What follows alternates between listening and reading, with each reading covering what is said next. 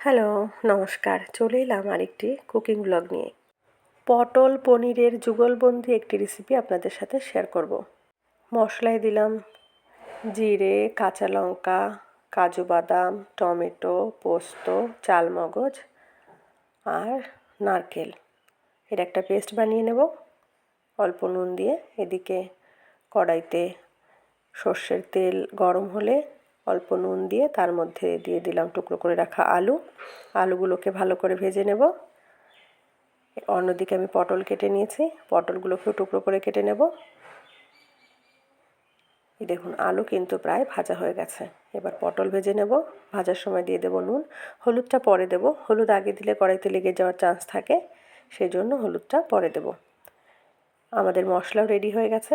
এই দেখুন, এই যে মশলা, আর এই যে আলু আর পটল ভাজা হয়ে গেছে। এবার কড়াইতে সর্ষের তেল দিয়েছি, ফোড়নে দিলাম গোটা জিরে আর গোটা গরম মশলা। এবার আগে থেকে পেস্ট করে রাখা মশলা দিয়ে দিলাম। খুব ভালোভাবে মশলাগুলোকে কষিয়ে নিতে হবে। যেহেতু কাঁচা লঙ্কা দেওয়া হয়েছে সেই জন্য কালারটা কিন্তু অতটা ভালো আসেনি, এবং কাজু বাদাম, পোস্ত আর নারকেল, চালমগজ সমস্ত উপকরণগুলো কিন্তু সাদা রঙের, সেই জন্য কিন্তু একটু সাদা সাদা হয়েছে। কালারের জন্য আমি একটু শুকনো লঙ্কার গুঁড়ো দিয়ে দেবো। আর মশলা কষানোর সময় মশলার যে অতিরিক্ত জল, সেই জলটাও দিয়ে দিলাম। মিক্সিং বোলে কিন্তু সবসময় মশলা থেকে যায়, সেই জন্য অল্প একটু জল দিয়ে নেড়ে চেড়ে নিলেই কিন্তু সেই মশলাটা নষ্ট হয় না। এবার দিয়ে দিলাম নুন আর দিয়ে দিলাম লঙ্কার গুঁড়ো। লঙ্কার গুঁড়োটা জাস্ট কালারের জন্য দিয়েছি। এবার আরও একটু কষিয়ে নেব, সমস্ত উপকরণগুলো যাতে একে অন্যের সাথে মিশে যায় সেদিকে লক্ষ্য রাখতে হবে। মশলা কিন্তু কষানো প্রায় হয়ে গেছে। এবার দিয়ে দেবো ভেজে রাখা আলু আর পটল। একটু নেড়েচেড়ে এর মধ্যে কিন্তু টুকরো করে রাখা পনিরও দিয়ে দেবো। এই মশলার সাথে পনিরও কষানো হয়ে যাবে। পনির কিন্তু আলাদা করে আজকে আর ভাজিনি, মশলার সাথে আলু পটলের সাথে কিন্তু পনিরও কষানো হয়ে যাবে, আলাদা করে আর ভাজার প্রয়োজন নেই। আপনারা চাইলে ভেজেও দিতে পারেন। এবার দিয়ে দিলাম পরিমাণ মতো নুন,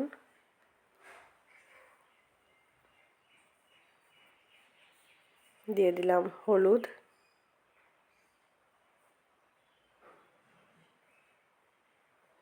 এবার ভালো করে নেড়েচেড়ে টুকরো করে রাখা পনির দিয়ে দিলাম। এবার আরও একটু নেড়েচেড়ে নেব। এক্ষেত্রে একটু সাবধানে নাড়াচাড়া করতে হবে, কারণ বেশি নাড়াচাড়া করলে কিন্তু পনির ভেঙে যাওয়ার চান্স থাকে।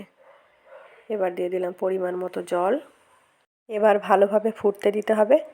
ঢাকনা বন্ধ করে দিলে তাড়াতাড়ি ফুটে যাবে।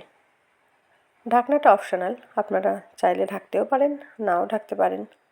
দেখুন এখনই কেমন লোভনীয় লাগছে, রান্না হলে তাহলে আরও কত ভালো লাগবে। এবার একটু অল্প কাসুরি মেথি দিয়ে দেব। আপনারা চাইলে মশলা কষানোর সময় দিতে পারেন, নাও দিতে পারেন, এটা যার যার অভিরুচি। দিয়ে দিলাম একটু কাসুরি মেথি। এবার একটু নেড়েচেড়ে ঢাকনা বন্ধ করে দেব।